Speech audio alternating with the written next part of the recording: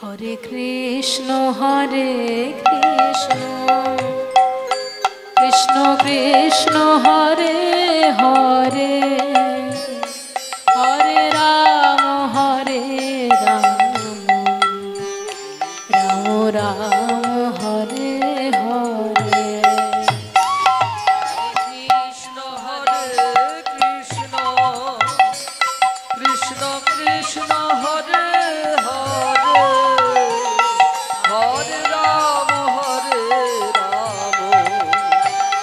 রাম রাম হরে হরে। দীক্ষা আবার কাকে বলে? দীক্ষা মানে জানো না? দীক্ষা মানে হলো নাম করা এবং নামের ফল গ্রহণ করা। এই দুটোর মধ্যে কিন্তু তফাৎ থেকে যায় যদি দীক্ষা গ্রহণ না হয়। তাই এই যে নামের ফল, নামের পুণ্য, নাম করার সঠিক পদ্ধতি, এই সমস্তগুলি জানার জন্য দীক্ষা হওয়া বড় প্রয়োজন। তাই তোমাকে তারক ব্রহ্ম নামে দীক্ষা দেওয়া হবে। তারক ব্রহ্ম মানে, তারক শব্দটা মানে বাংলায় শুনেছেন তো, তারণ শব্দটা? তারণ মানে ভবসাগর তারণ কারণ হে। তারণ মানে হলো তর ধাতু থেকে এসছে। তারণ মানে হলো উতরে দেওয়া বা উত্তরণ করা। সেই তারণ শব্দ থেকে তারক, যেমন ভোজন থেকে ভোজক, তেমনি তারণ থেকে তারক। তারক ব্রহ্ম নাম। এই যে ব্রহ্ম নাম, এইটি নরজীব, একটি জীবকে তারণ করে বলে এর নাম হলো তারক ব্রহ্ম নাম। সেই তারক ব্রহ্ম নাম কি? সবাই একবার আমার সঙ্গে গাইবেন নাকি সেই তারক ব্রহ্ম নাম? সবাই গান দেখি। হরে কৃষ্ণ কৃষ্ণ কৃষ্ণ হরে হরে হরে রাম রাম রাম হরে হরে। কৃষ্ণ কৃষ্ণ কৃষ্ণ হরে হরে হরে রাম রাম রাম হরে হরে। তাই গৌর হরি বল হরি বল। তাই এই তারক ব্রহ্ম নামে দীক্ষা হলো হরিদাসের। এবার হরিদাসকে বললেন, তোমার দীক্ষা সুসম্পন্ন, কিছুদিন পরে তোমার সঙ্গে আমি দেখা করাবো কলিযুগের অবতারের সঙ্গে। অবতার, অবতার মানে কি? অবতার মানে ওই তোমরা বলো না পেগম্বর, ওই পেগম্বর আর অবতার একই জিনিস। অবতার হতে চলেছেন জন্ম আজ থেকে কিছু বছর পরে। ভাবতে পারছেন? অদ্বৈত প্রভু এবং হরিদাস প্রভু। হরিদাস প্রভু ছিলেন অদ্বৈত প্রভুর থেকে না, মহাপ্রভুর থেকে 35 বছরের বড়। ভাবা, মানে তারা একেবারে কোলে মহাপ্রভুকে খেলতে দেখেছেন, এমন সময়ের তারা সাধক। তাই হরিদাস প্রভু ভাবলেন ঠিক আছে, আমি তাই করব। কিন্তু আমি তো শুনেছি কেউ যদি কোনো শিক্ষা দেয় তাহলে তাকে দক্ষিণা দিতে হয়। তা দক্ষিণা আমি আপনাকে কি দেব? আমি যে বাড়ি থেকে কিছু আনিনি। দক্ষিণা, দক্ষিণা তোমায় দিতে হবে না। না, কেন দেব না? আমি আপনার থেকে তারক ব্রহ্ম নাম যখন পেয়েছি, আমি আপনাকে কথা দিলাম, আমি প্রত্যেক মাসে আমি 1 কোটি করে নাম জপ করব। এইটি হবে আমার প্রতি গুরু দক্ষিণা। তখন তিনি ভাবলেন 1 কোটি নাম তুমি করবে কেমন করে? বললেন কেন? খাইতে নাম, শুইতে নাম, সব সময় নাম করব, কি অসুবিধা? কোনো অসুবিধা নেই। আচ্ছা আপনারা একটু ক্যালকুলেশন করুন দেখি, 1 কোটিকে 30 দিয়ে ভাগ করলে কত হয়? বের করবেন কেউ? থাক, বলে দি বাড়ি গিয়ে করে নেবেন। ক্যালকুলেটরে করবেন 1 কোটি বাই 30, মানে 1 মাসে 1 কোটি বলেছেন তো, সেখানে একদিনে তাহলে কটা হবে? একদিনে হবে 3,33,333.3 রেকারিং ডেসিবেল। রেকারিং ডেসিবেল মানে হলো ওই মানে মাথার উপরে একটা বিন্দু দেয় না, সেই চলতে থাকলো 3 আপনি সারা জীবন ধরে লিখে গেলেও সেই রেকারিং ডেসিবেল কোনদিন শেষ হবে না। কাজে সেই যে 3, সেই 3 পয়েন্টের পরে আসবে, তো ওইটা তো মানে প্রায় নগণ্য। তাই আমরা ধরে নিই 3,33,333 নাম, সেটাকে শর্টে কীর্তনিয়ারা 3 লক্ষ নামই বলে থাকেন। কারণ 3,33,333 বলতে টাইম লাগে, বলতে সময় লাগে, আর 3 লক্ষ তাড়াতাড়ি হয়ে গেল। তাই তাড়াতাড়ি বলার জন্য নামকে 3 লক্ষ নাম বলা হয়।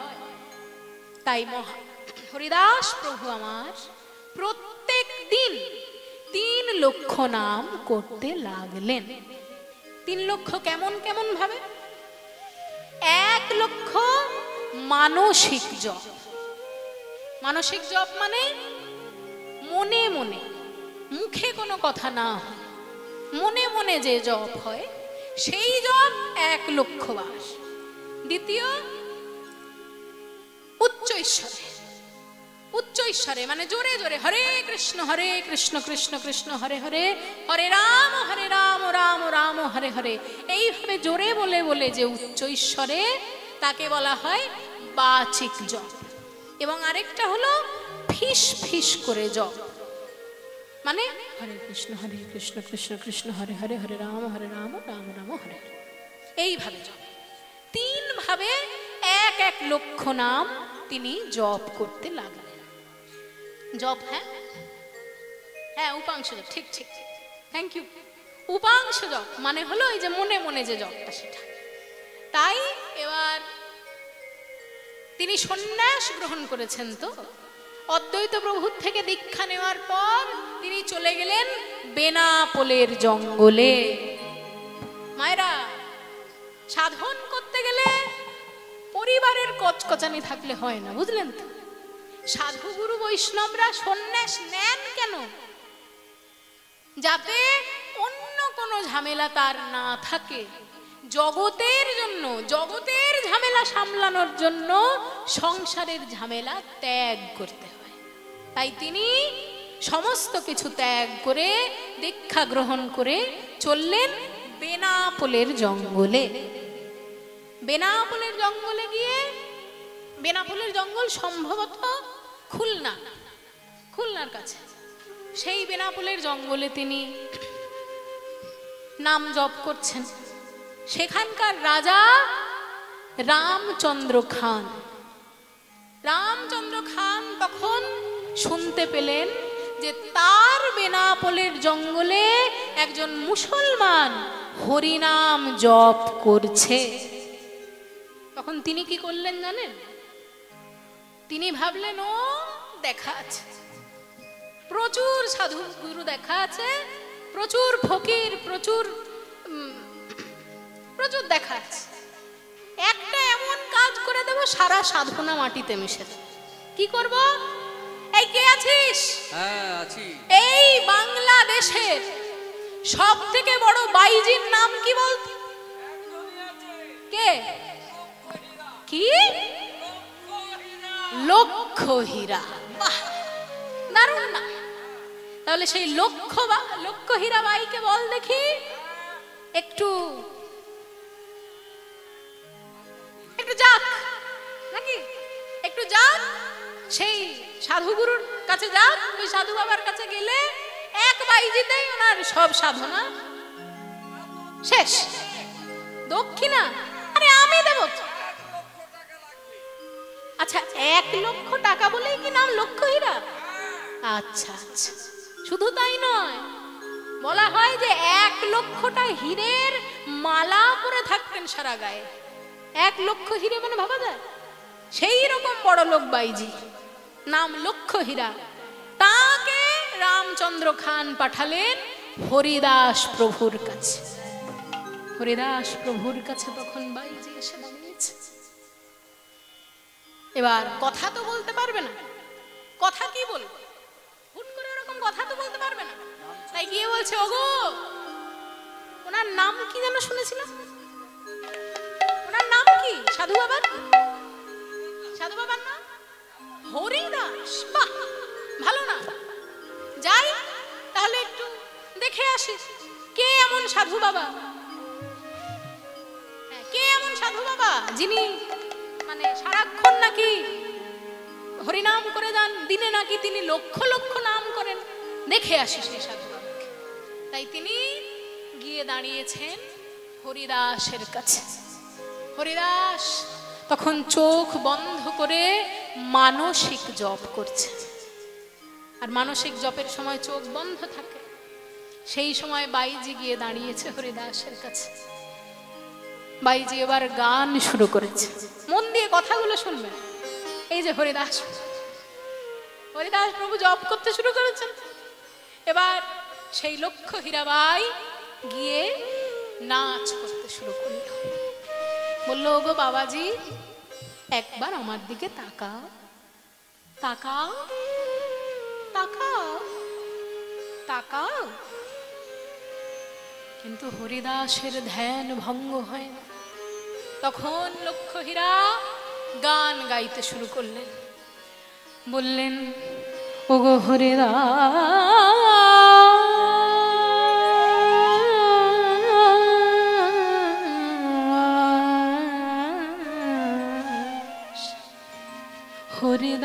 হরিদাস চাহো,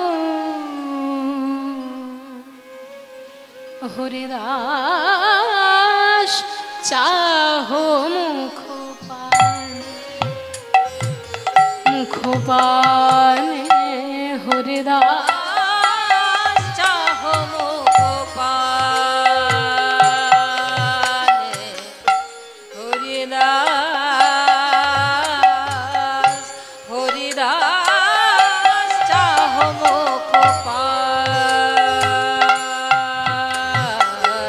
হরিদাস কুসুমেরও সুবাসে,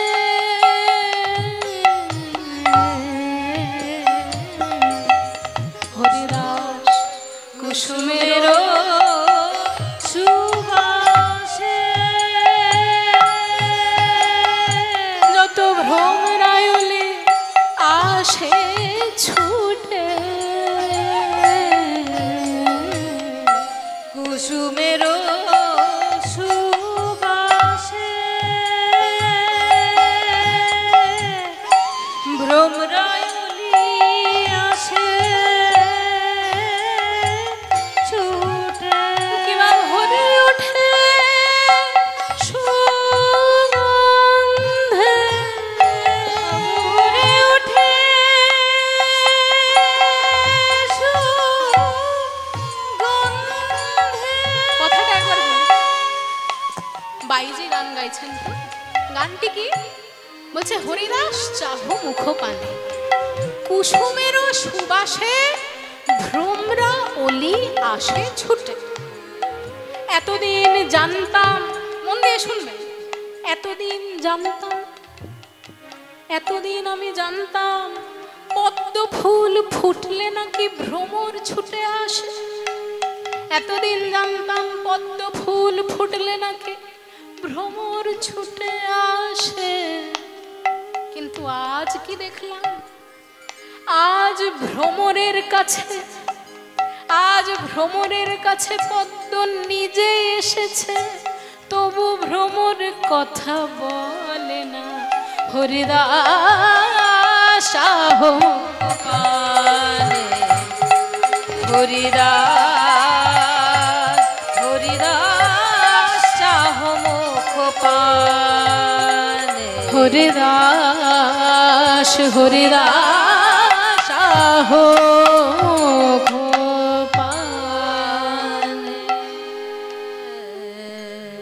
এতক্ষণ লক্ষ্য হীরা গান গাইলেন, নৃত্য করলেন, কিন্তু তবু হরিদাসের ধ্যান ভাঙল না। তারপর তার 1 লক্ষ মানসিক নাম শেষ হওয়ার পর তিনি চোখ খুললেন। হরিদাস চোখ খুলে দেখেন একজন সুন্দরী অপ্সরার মতো দেখতে নারী তার সামনে এসেছে। হরিদাস মনে মনে ভাবলেন, এ মানুষ নয়, এ নিশ্চয়ই কোনো স্বর্গের অপ্সরা, কোনো দেবী, না হলে এমন সুন্দর তাকে দেখতে লাগে। কিন্তু হরিদাস বাইজিকে বললেন, মা, আপনি এখানে কেন এসেছেন? তখন লক্ষ্মীহীরা বললেন, মা, এতদিন ধরে আমি কাজ করে এসেছি, আজ পর্যন্ত কেউ আমাকে মা বলে তো ডাকেনি। হরিদাস, তোমার কাছে আমাকে রাজা পাঠিয়েছেন। রাজা পাঠিয়েছেন যেই বলেছেন, অমনি হরিদাস বুঝে গেলেন, ও বুঝলাম, মানে কোনো অপ্সরা দেবী টেবি ইনি নন, রাজা আমার সাধন ভঙ্গ করার জন্য এই কাজটি করেছে। তখন তিনি বললেন, আচ্ছা মা, বলুন কি বলবেন। আসলে আমার আপনার সাথে দুটো কথা ছিল, একটু বলে নি, তারপর আপনি না হয় আপনার নামটাম করবেন। তখন হরিদাস বললেন, দাঁড়ান, আমার আরো 1 লক্ষ নাম বাকি আছে। ওই 1 লক্ষ নাম উচ্চ ঈশ্বরে আমি হরে কৃষ্ণ বলবো। আপনি যতক্ষণ না আমার নাম শেষ হয় একটু ধৈর্য ধরে বসুন, আমি নাম করব, আপনি শুনুন দয়া করে, তারপর আমি আপনার সাথে কথা বলছি। তখন তিনি হরিদাস তখন উচ্চ ঈশ্বরে হরে কৃষ্ণ কৃষ্ণ কৃষ্ণ হরে হরে, হরে রাম রাম রাম হরে হরে, কৃষ্ণ কৃষ্ণ কৃষ্ণ কৃষ্ণ হরে হরে, হরে রাম রাম রাম হরে হরে।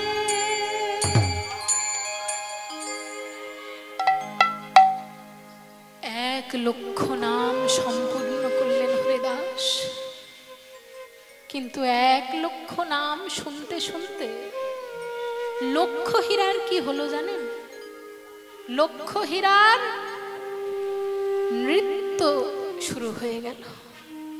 কিন্তু তিনি হরে কৃষ্ণ নামে নৃত্য করতে করতে করতে, নানান খেলা দেখাতে দেখাতে হঠাৎ করে হাত তুলে নৃত্য করতে শুরু করলেন।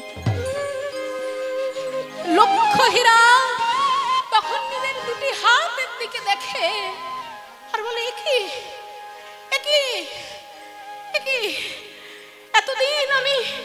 এতদিন আমি নৃত্য করেছি, কিন্তু এমন হাত তোলা নৃত্য তো আমি কখনো করিনি। তাহলে কি এনার এই নামে এমন কোন জাদু আছে যাতে মানুষের নাচ ভুলে যায়? হরিদাস, হে তুমি কি করলে আমার সঙ্গে বলো? তুমি এমন কি নাম করলে যে আমি আমার সমস্ত নৃত্য ভুলে গিয়ে 2টি বাহু উপরে করে নৃত্য করতে শুরু করে দিলাম? হরিদাস, এ তুমি কি করলে?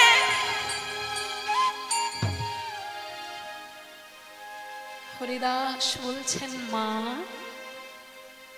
নৃত্য তুমি ভুলে যাওনি, কথাটা হবে এতদিন আমি ভুল নৃত্য করে এসেছিলাম, আজ আমি সঠিক নৃত্যটা শিখতে পারলাম।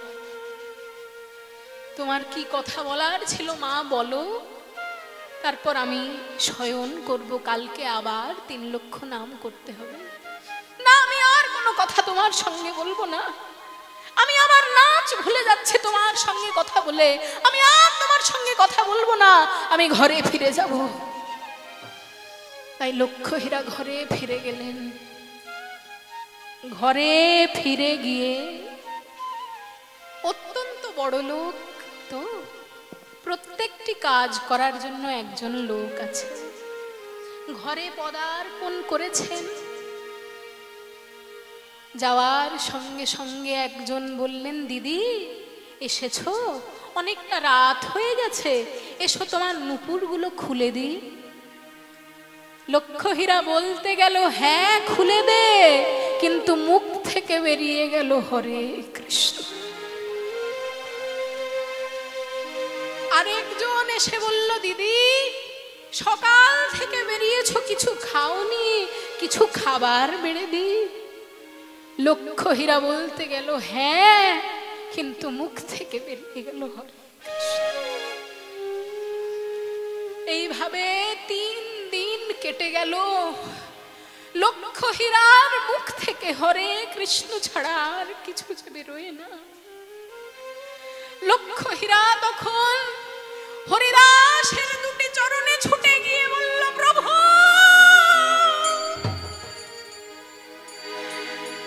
প্রভু তুমি কি করলে প্রভু? তোমার কাছে কিছুক্ষণ আমি বসেছিলাম, কিন্তু এতদিন আমি যা নাচ জানতাম সব নাচ ভুলে এখন যে আমার দুটি বাহু উপরে উঠে যায়, যা গান জানতাম সব ভুলে এখন যে মুখ থেকে শুধু কৃষ্ণ কৃষ্ণ নাম বেরোয়। প্রভু বলো বলো বলো প্রভু, তুমি কেমন নাম আমায় শোনালে? বলো আমায় কেন হে হরিদাস প্রভু, বলো কিবা শোনা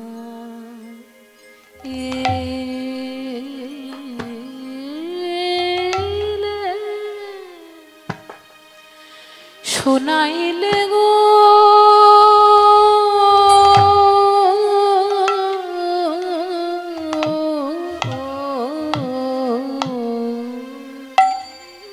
কিবা শোনাইলে শ্যামনা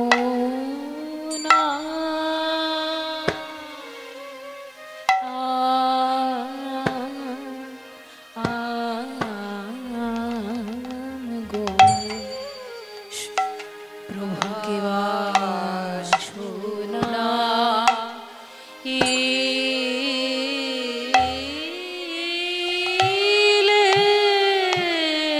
জনমাবধে।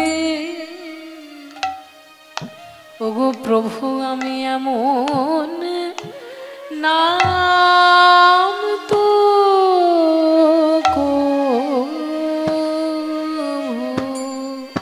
কভু শুনি না, শুনি না গো।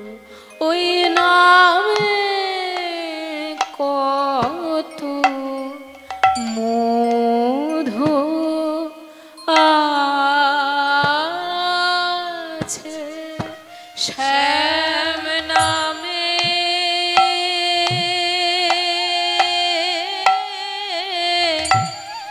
নামে কত মধু আছে। ওই কৃষ্ণ নামে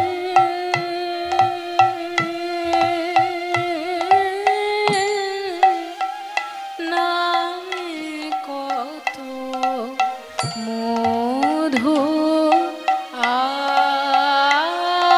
আছে। কৃষ্ণ নামে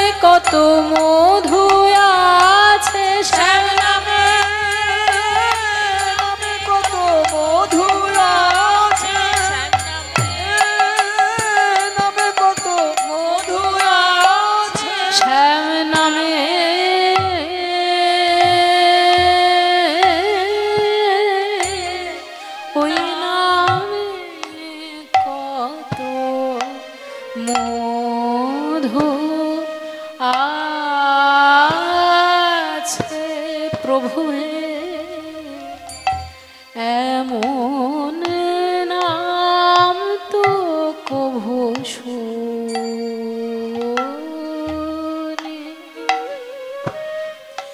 কভু কভু শুনি না, কেবা শোনা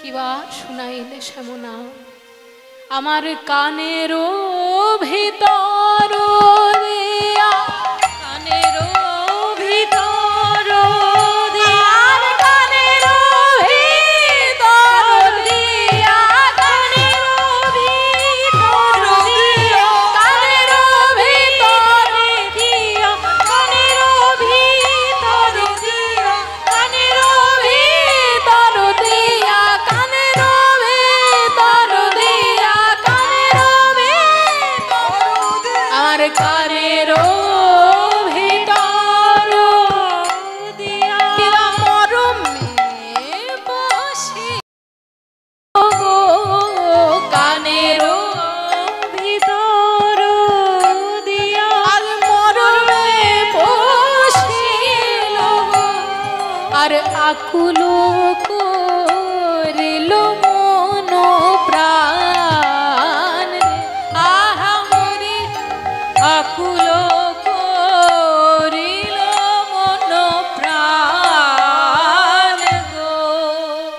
অনেক শব্দ তো জীবনে শুনেছি বলেছি, কিন্তু না জানি কত মধু এই কৃষ্ণ নামে আছে, না জানি কত মধু শ্যাম নামে আছে গো, না জানি কত মধু এই শ্যাম নামে আছে গো, আমার বদন ছাড়িতে নাহি পারে, নাহি পারে গো, ছাড়তে নারে, ছাড়তে নারে, এমন নাম যে এখন ছাড়তে নারে, নাম যে এখন ছাড়তে নারে। বলো বলো আমি কিবা করে নাম ছাড়তে নারি, বলো বলো আমি কি করি এখন আমি ছাড়ি, আমায় নাম ছাড়ে না, কি যে করি নাম ছাড়ি, আমায় নাম ছাড়ে না, আমি ছাড়ি আমায় নাম ছাড়ে না, কি যে করি বলো বলো আমি কিবা করে নাম যে এখন ছাড়তে নারি, জপিতে জপিতে না অবশ করিলে গো, জপিতে জপিতে না অবশ করল গো, বলো কেমন পাইব আমি তার, বলো যার নাম শোনায় আমায় পাগল করলে সেই কৃষ্ণকে আমি পাবো কেমন করে, তুমি তাই আমায় বলে দাও, বলো কেমনে পাবো, কেমনে পাবো, বলো বলো তারে কেমনে পাবো, বলো বলো তারে কেমনে পাবো, যার নামে তো মধু আছে, বলো বলো তারে কেমনে পাবো, যার নামে এত মধু আছে, বলো বলো তারে কেমনে পাবো, যার নামে এত মধু আছে তবে না জানি সে কত মধুময়, নামে মধু আছে না জানি সে কত মধুময়,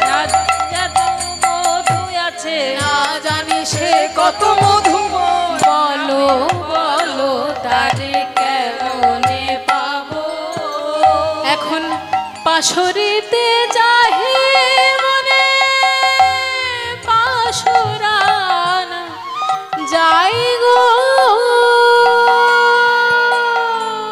পাশরিতে চাহি মনে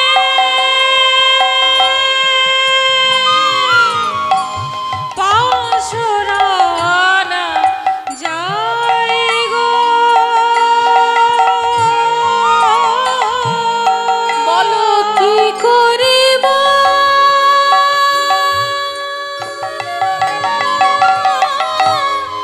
কি হবে উপায় কি করিব কি হবে উপায় তোমরা বলে দাও গো উপায় তোমরা বলে দাও গো উপায় তোমরা বলে দাও গো উপায় তোমরা বলে দাও গো আমি কেমন করে ভুলবো তারে উপায় তোমরা বলে দাও গো কেমন করে ভুলবো তার এখন আমি ছাড়ি আমায় নাম ছাড়ে না কেমন ভুলবো তারে আমি ছাড়ি আমার নাম ছাড়া কেমন করে ভুলবো তারে আমি ছাড়ি আমায় নাম ছাড়ে না উপায় তোমরা বলে দাও গো আমি কি করিব কি হবে এই কথা শুনে ভাগ্যবান পদকর্তা চণ্ডীদাস বলছেন ওগো তুমি যে একমাত্র এমন নও যে গোবিন্দ বিরহে পাগল হয়ে যাচ্ছ গোবিন্দের নাম শুনেছ কিন্তু গোবিন্দকে দেখতে পাওনি এই অবস্থা যে গোপিনীদের সবার হয়ে রয়েছে কহে দ্বিজ চণ্ডী দাস কুলবতে কুলনাশ কহে দ্বিজ চণ্ডী দাসে কুলবতী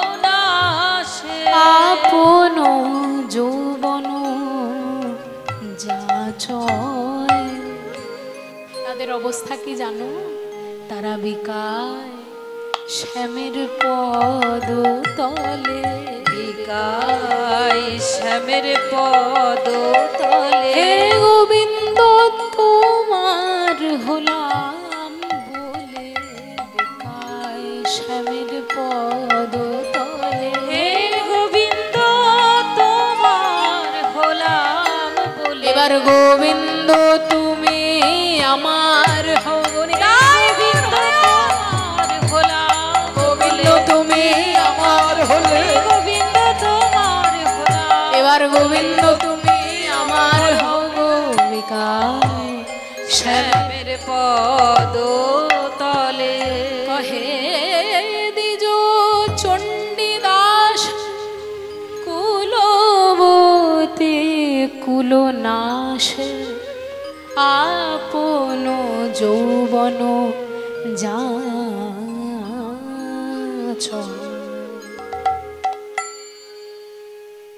তাই লক্ষ্য হীরাকে নাম শিখিয়ে হরিদাস প্রভু ওখান থেকে চলে গেলেন ফুলিয়ায় ফুলিয়ায় গিয়ে সেখানকার কাজী সাহেব হরিদাসকে ডেকে পাঠিয়েছেন বলছেন তুমি না জাতিতে মুসলমান মুসলমান হয়ে তুমি কুফর করছো মুসলমান হয়ে তুমি হরিনাম করছো কিভাবে তুমি এমন ভুল কাজ করলে বলো তখন বললেন এই যে ভুল কাজ নয় আপনি যে নামে ডাকেন আমিও যে তাকেই ডাকছি কিন্তু নামটা একটু অন্য তাই বলে কি এটি ভুল কাজ হয়ে গেল কাজী সাহেব বললেন এমন বড় স্পর্ধা আমার বিরুদ্ধে কথা বললে এই কে আছিস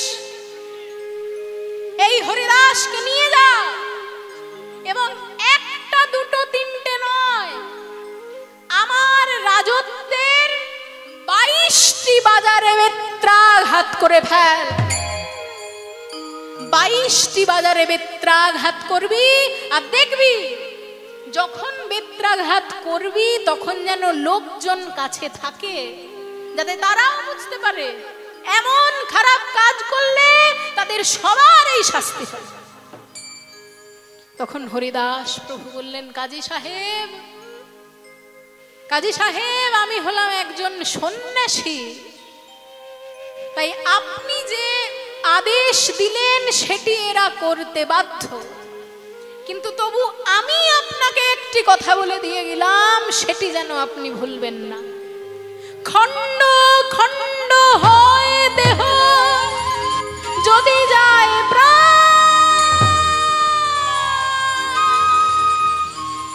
তবু না ছাড়িব মুখে এই মধুর হরিনাম।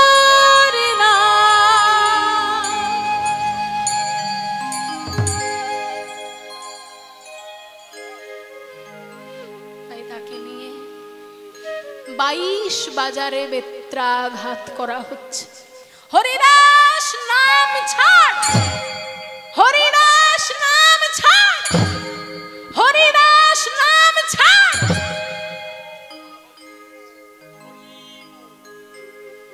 যত জোরে বেত্রাঘাত করা হচ্ছে, হরিদাস তার থেকেও জোরে হরি বল বলছে। একটা একটা একটা করে 22টি বাজারে বেত্রাঘাত প্রায় শেষ। 22তম বাজারে যখন বেত্রাঘাত করছে, সৈনিকরা তখন আলোচনা করছে, বলছে কিরে, অন্যান্য মানুষকে যে একটা দুটো বাজারে বেত্রাঘাত করলেই মরে যায়, 22টা বাজার তো শেষ হয়ে গেল, কই এখনো তো হরিদাস মরল না। তাই তারা চাবুক ফেলে দিয়ে দুটি হাত জোড় করে হরিদাসকে বলছে, হরিদাস, তুমি যদি মৃত্যুবরণ না করো তবে রাজা যে আমাদের গর্দান নেবে। তোমার মৃত্যু সংবাদ রাজার কাছে যদি না দিতে পারি তবে রাজা আমাদের গর্দান নেবে। তাই আমাদের প্রাণ কিভাবে বাঁচাবো সেটা তুমি বলো হরিদাস।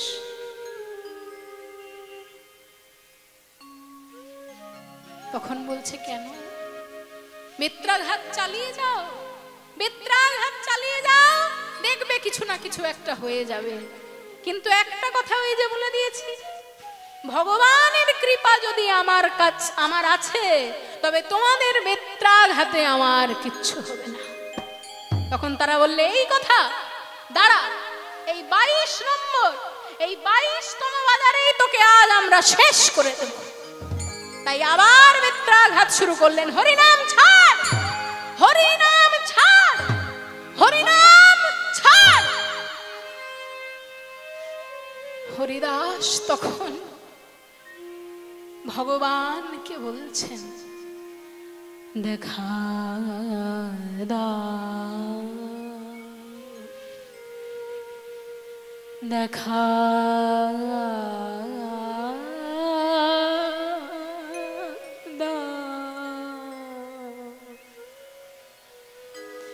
আমি আর যে পারে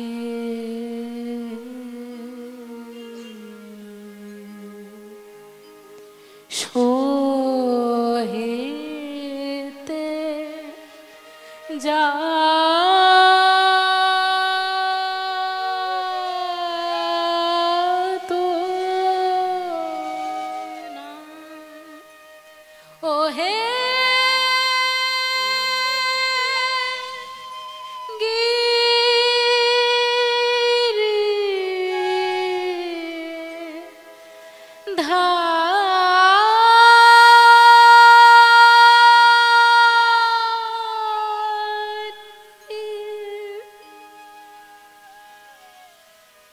হরিদাস হরিনাম করিতে লাগিল, আর দু নয়নে অশ্রুধারা ঝরিতে লাগে। কিরে, এখনো যে হরিদাস মরল না, তবে কি করা যায়? হরিদাস, কি করলে তুমি মরবে বলো তো? কি করলে মরবে? তোমার কি প্রাণবায়ু অন্য কোথাও সঞ্চিত আছে বলো? কিন্তু তুমি যদি না মরো, তবে যে আমাদের পরিবার নিঃশেষ হয়ে যাবে হরিদাস। তখন বলছেন, আমি কিভাবে মরব? তবে একটা কাজ করো দেখি, একবার আমার সঙ্গে কৃষ্ণ বলো, কৃষ্ণ কৃষ্ণ বলো, কৃষ্ণ একবার কৃষ্ণ কৃষ্ণ বলো মুখে, কিবা কৃষ্ণ কৃষ্ণ বলো মুখে, একবার কৃষ্ণ বলো, কৃষ্ণ কৃষ্ণ বলো, কৃষ্ণ। মরে গেছে, মরে গেছে, মরে গেছে, ওই দেখো, ওই দেখো, অচৈতন্য হয়ে পড়ল। তাই হরিদাসের ওই দেহ কলা পাতার ভেলায় বেঁধে গঙ্গার জলে ভাসিয়ে দিল। হরিদাসের ওই দেহ ভাসতে ভাসতে যাচ্ছে। আবার ওই পারে, গঙ্গার ওই পারে অদ্বৈত প্রভু তখন স্নান সারতে যাচ্ছিলেন।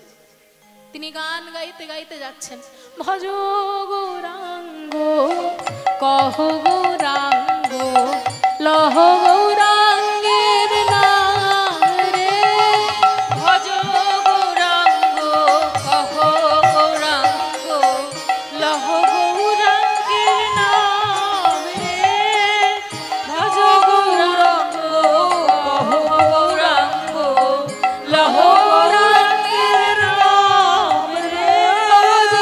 জনা গৌরাঙ্গ ভজে, সে হয় আমার প্রাণ রে, কিবা গৌরাঙ্গ কহ গৌরাঙ্গ লহ গৌরাঙ্গের নাম রে, ভজ গৌরাঙ্গ কহ গৌরাঙ্গ লহ গৌরাঙ্গের নাম রে। দিন গেলে হা গৌরাঙ্গ যে বলে একবার রে, দিন গেলে হা গৌরাঙ্গ যে বলে একবার রে, ওগো সে জন আমার হয় আর আমি হই তার রে, ওগো সেই জানায় আমার হয় আমি হই তার রে। একবার ভজ গৌরাঙ্গ কহ গৌরাঙ্গ লহ গৌরাঙ্গের নাম রে, ভজ গৌরাঙ্গ কহ গৌরাঙ্গ লহ গৌরাঙ্গের নাম। নিতাই গৌর হরি বল। দেখেন কি, স্নান করার জন্য ঘাটে নেমেছেন আর দেখছেন একটা সব দেহ ভাসতে ভাসতে যাচ্ছে। সেইটিকে তুলে এনে দেখেন হরিদাস, কিন্তু মারা যাননি, মূর্ছা গেছিলেন, অচৈতন্য হয়েছিলেন। তাকে অচৈতন্য অবস্থা থেকে চেতনায় ফিরিয়ে আনলেন। ফিরিয়ে আনার পর জিজ্ঞাসা করছেন, আচ্ছা হরিদাস, তোমার সারা গায়ে এমন দাগ কিসের হলো, এমন বেত্রাঘাতের দাগ কিসের হলো? তখন হরিদাস বলছেন, কোথায় এই দাগ? আপনার কাছে এটি বেত্রাঘাত মনে হতে পারে, কিন্তু আমার কাছে হলো এইটি কৃষ্ণ নামের অলংকার। তখন হরিদাসকে বললেন, আহা অদ্বৈত, বেত্রাঘাতকে কৃষ্ণ নামের অলংকার একমাত্র তুমিই বলতে পারো। কিন্তু হরিদাস, মনে আছে আমি বলেছিলাম একজনের সঙ্গে দেখা করাবো, চলো আজ সেই শচীর নন্দন গোরাকে একবার ভালোভাবে দেখে আস। মায়েরা, আমরা এই গৌরাঙ্গ মন্দিরের সামনে গান গাইছি, তাই মহাপ্রভুর রূপ বর্ণনার একটা গান গেয়ে নি, তারপর তো আবার তারপর আবার গান গাইব। ঠিক আছে, অসুবিধা নেই তো? ঠিক আছে, তাহলে মধুকর রঞ্জিত মালতে মণ্ডিত জিত ঘন কুঞ্চিত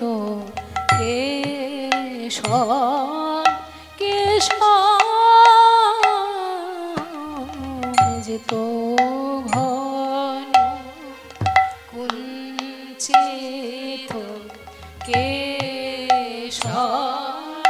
কুঞ্চিত কেশম। মধুকর রঞ্জিত মালতী মণ্ডিত জিত ঘন কুঞ্চিত কেশম। কিসের বর্ণনা? কেশম। কেশম মানে কেশ বা চুল। মহাপ্রভুর চুলটি কেমন না মধুকর রঞ্জিত মালতী মণ্ডিত জিত ঘন কুঞ্চিত কেশম। কুঞ্চিত মানে কোকড়ানো, জিত ঘন মানে ঘন মানে কি? ঘন মানে জমাট, গাঢ়।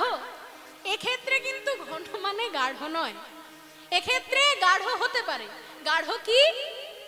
গাঢ় জল যখন বাষ্পীভূত হয় সেটা আকাশে কি তৈরি করে? মেঘ। কাজেই এক্ষেত্রে ঘন মানে কিন্তু মেঘ। আর জিত ঘন কুঞ্চিত কেশম মানে কালো মেঘের রংকেও জয় করেছে এমন কালো কোঁকড়ানো চুল মহাপ্রভুর, এবং তাতে মালতী ফুলের মালা দিয়ে একটি ঝুঁটি বাঁধা আছে। এবার সেই মালতী ফুলের মধু পান করবে বলে ভ্রমরেরা গুনগুন করে গুঞ্জন করছে। এই গেল প্রথম পংক্তি। তারপর তিলক বিনিন্দিত শশধর রূপক। তিলক বিনিন্দিত শশধর রূপক।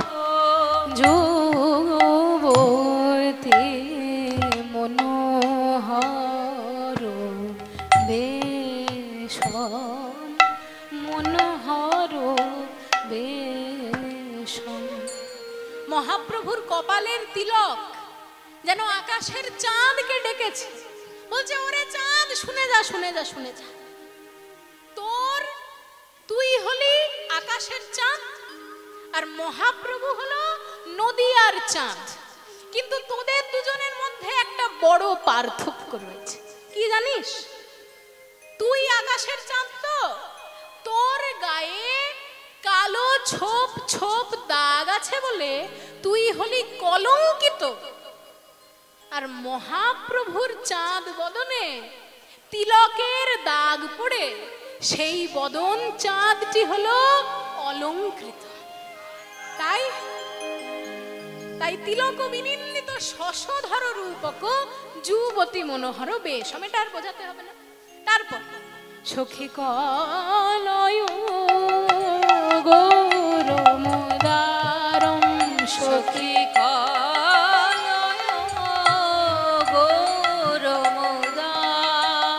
এমন হয় নাই আর হবার নয় হে, হয় নাই আর হবার নয়। এমন করুণা সিন্ধু অবতার হয় নাই আর হবার, এমন করুণা সিন্ধু অবতারে হয় নাই আর হবার নয় রে।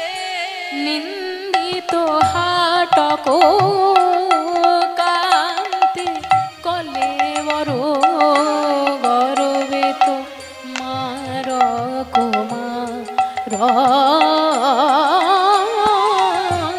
গর্বিত মার কুমার। নিন্দিত হাটক কান্তি কলেবর। হাটক মানে কি বলুন তো? হাটক, হাটক মানে হলো সোনা। নিন্দিত হাটক মানে সোনাকে যে নিন্দা করে তেমন। মহাপ্রভুর গায়ের বর্ণ ছিল সোনাকেও নিন্দা করতে পারে এমন হলদেটে ফর্সা। নিন্দিত হাটক কান্তি কলেবর গরবিত মারকুমারম মানে মদন দেবতার দর্পকেও চূর্ণ করে দিলেন, তার এমন সৌন্দর্য। তারপর শুধু কি তার অঙ্গকান্তি, তার হাসিটি কত সুন্দর।